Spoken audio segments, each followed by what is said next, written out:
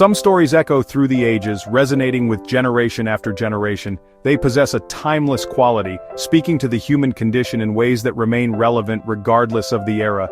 These narratives linger in our minds, challenging us at our core. They force us to confront uncomfortable truths about ourselves and the world around us. The parable of the Good Samaritan, a story deeply embedded in our cultural consciousness, told by Jesus 2,000 years ago, continues to provoke thought and inspire action. It's a story that transcends religious boundaries, offering profound insights into human nature. Is one such story. A narrative that, despite its simplicity, holds within it a powerful message about compassion and responsibility. Its message is as urgent now as it was then, perhaps even more so in our increasingly divided world. The parable speaks directly to the challenges of our time. Who is our neighbor in this globalized and interconnected world? And what do we owe them, regardless of their background, beliefs, or circumstances? What is our responsibility to those in need? You don't have to be religious to feel its impact. The story's power lies in its universal appeal, its themes of kindness, a fundamental human virtue, prejudice, a destructive force that divides us, and courage, are universal. They resonate with people from all walks of life, regardless of their cultural or religious background. The story strips away our differences, the superficial markers that often separate us, and asks us to see the person in need, not as a stranger, but as someone deserving of our compassion, as a fellow human being, someone who shares our common humanity, regardless of their circumstances. It's about what it truly means to be good, to act with kindness and empathy in a world that often seems indifferent. Throughout history, we've drawn lines between us and them, creating artificial divisions based on race, religion, and social status. Building walls that divide, both physical and metaphorical, that separate us from one another. The Good Samaritan smashes those walls, challenging us to overcome our prejudices and biases, urging us to expand our circle of compassion, to include those who are different from us, those who are marginalized and forgotten. In this journey, we'll walk the road to Jericho, a dangerous and desolate path. Meet the story's characters, each representing a different response to human suffering, and explore why this tale was so shocking, so revolutionary to its first listeners. Why did Jesus choose a Samaritan, a member of a despised group, as the hero of the story? We'll unpack its lessons about mercy, the willingness to extend compassion to those in need, and action. It's not enough to feel compassion, we must also act on it. And we'll ask, how can we answer its call today, in our own lives and communities, on our own roads? Where do we encounter those in need, and how can we respond with compassion and generosity? The story is simple, deceptively so, but its implications are vast. It challenges us to rethink our understanding of neighborliness and responsibility. It's a guide for living with compassion, a timeless reminder of our shared humanity and our obligation to care for one another. The story begins with a question, a timeless inquiry that echoes through the ages, resonating with seekers of truth in every generation. It's a question that probes the very heart of existence, touching upon the essence of what it means to live a life of purpose and meaning. What must I do to inherit eternal life? A question born from a deep yearning for something more, a desire to transcend the limitations of mortality and connect with the divine. It's a question that speaks to the universal human longing for lasting significance and a place in something greater than ourselves.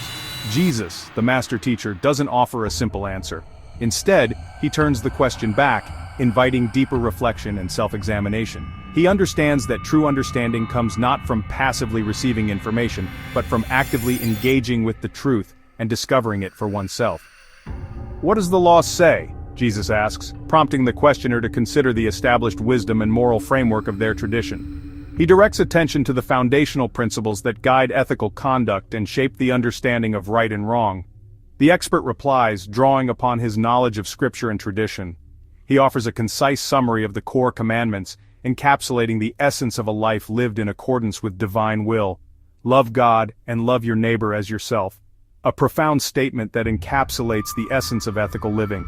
It's a call to cultivate a deep and abiding love for the divine, and to extend that same love and compassion to all those around us, recognizing their inherent worth and dignity. But he presses further, seeking a more precise definition. Perhaps he's looking for loopholes, or maybe he genuinely struggles to understand the full implications of Jesus' words. And who is my neighbor? A question that challenges the boundaries of compassion and forces us to confront our prejudices and biases. It's an invitation to expand our circle of concern and embrace all of humanity as our brothers and sisters. Jesus answers with a story, a powerful parable that transcends time and culture.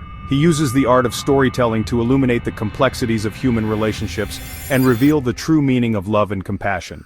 A man travels the treacherous road from Jerusalem to Jericho, a journey fraught with peril and uncertainty. The road itself becomes a metaphor for the challenges and obstacles we face in life, the trials that test our character and reveal our true selves. A place notorious for danger and bandits, a lawless stretch where violence and treachery lurked around every bend.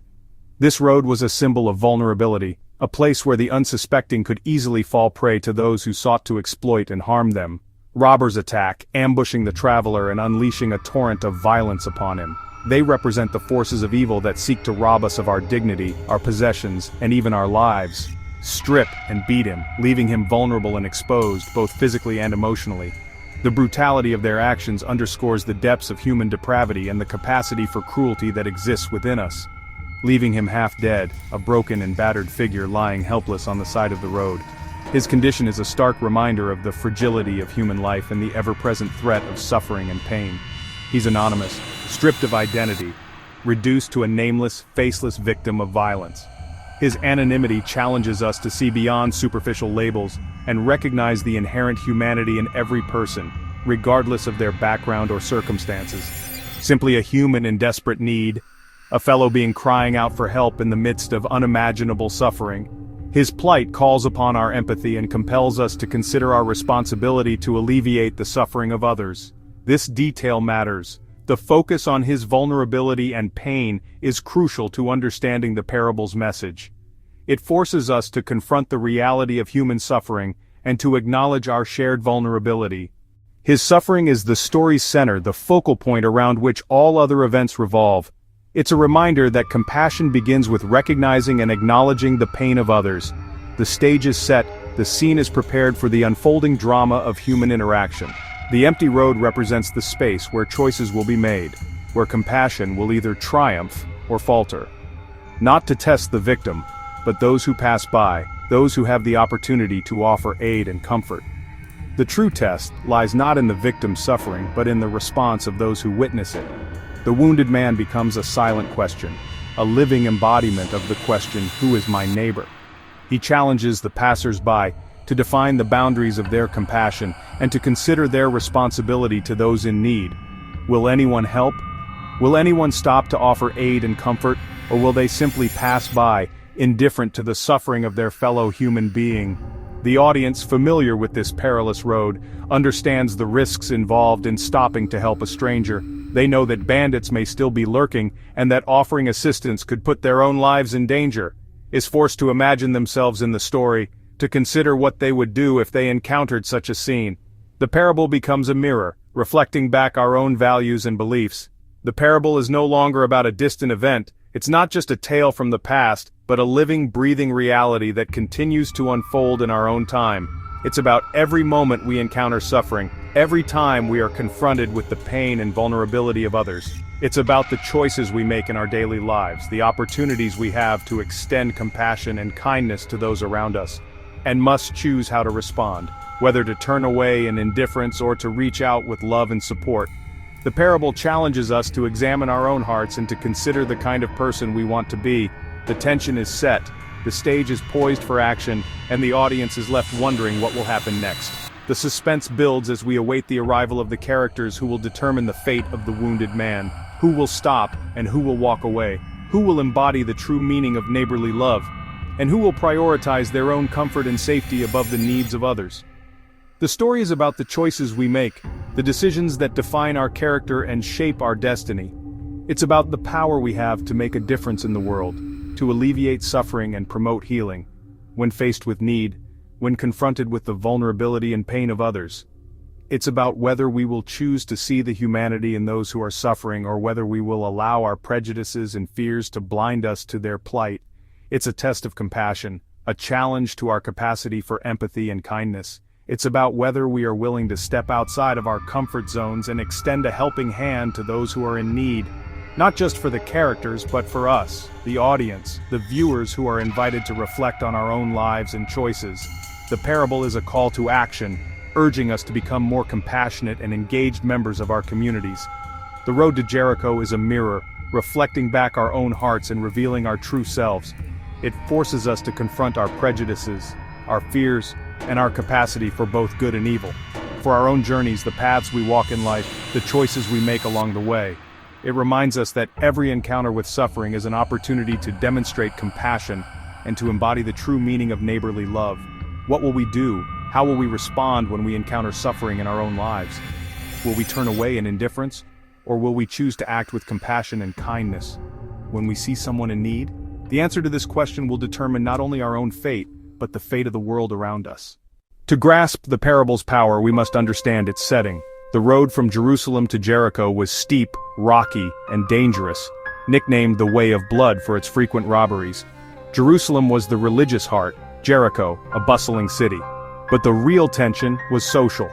Jews and Samaritans, neighbors divided by centuries of conflict and mistrust. They avoided each other, seeing one another as outsiders, even enemies.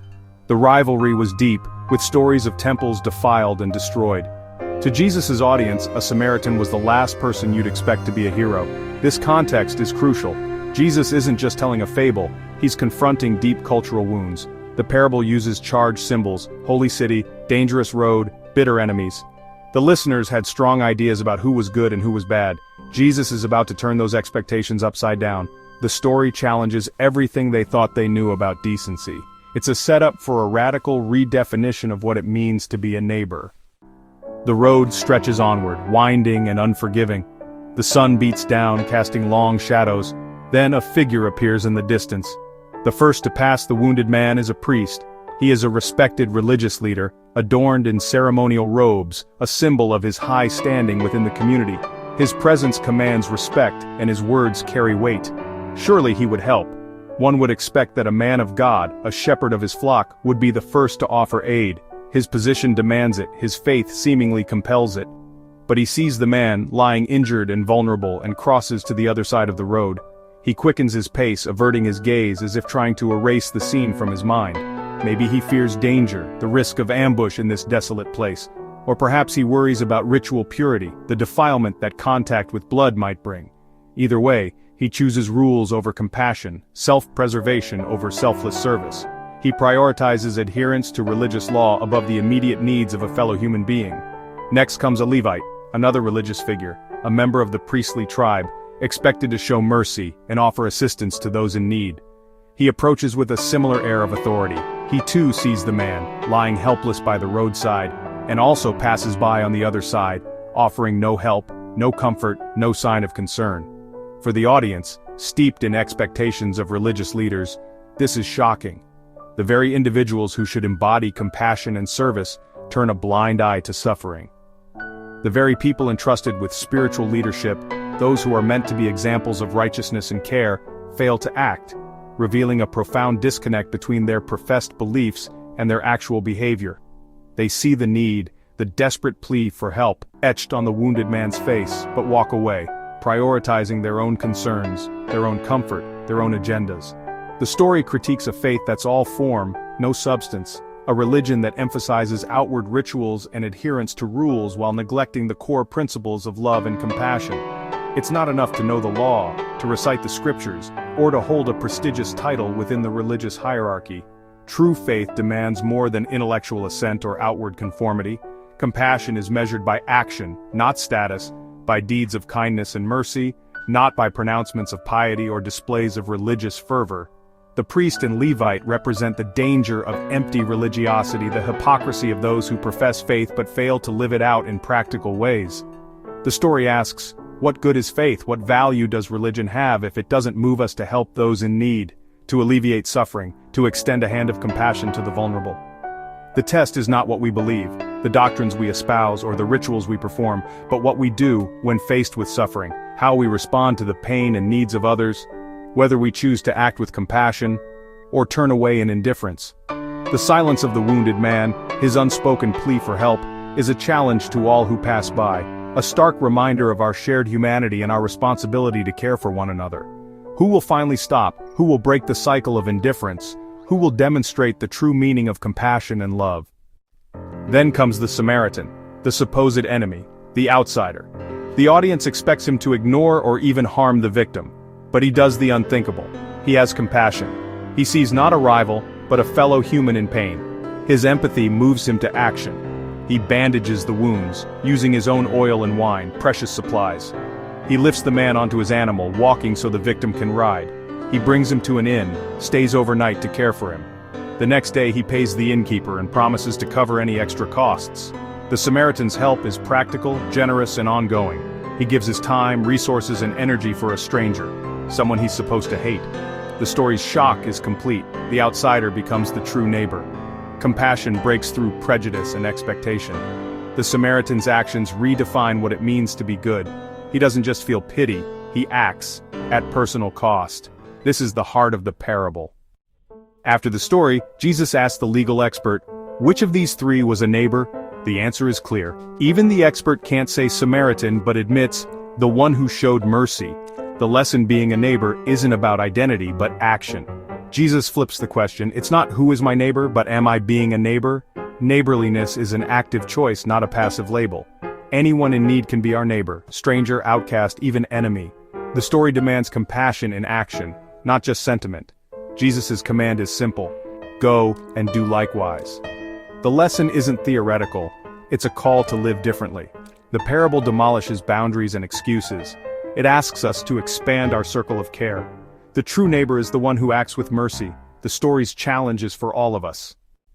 The parable draws a sharp line between empty ritual and real compassion. The priest and Levite followed the rules but failed the test of mercy. Their faith was disconnected from love for others. The Samaritan, moved by empathy, acts without hesitation or calculation. True goodness isn't about status or belief, it's about showing mercy to those in need. The Samaritan's help is costly. He gives his resources, time, and care. Being a neighbor often means sacrifice. It's easy to feel pity from afar, much harder to get involved. The story challenges us. Are we more like the priest and Levite or the Samaritan? Excuses are easy. Busyness, fear, indifference. The parable cuts through them all. We're defined by our compassion in action or our inaction. The lesson is timeless. Love is proven by what we do. The call is to move beyond sentiment to real, tangible acts of mercy. The parable asks us to examine our own lives. Will we stop and help or walk by? The Good Samaritan's message transcends religion. It's a universal ethic: help those in need no matter who they are. The story is a moral compass for all humanity. For those outside faith, it's a call to social responsibility and empathy. The Samaritan acts from basic human decency, not religious command. Within Christianity, the parable warns against hollow religiosity. It insists faith must be lived out in deeds of mercy. The Samaritan becomes a model of active, sacrificial love.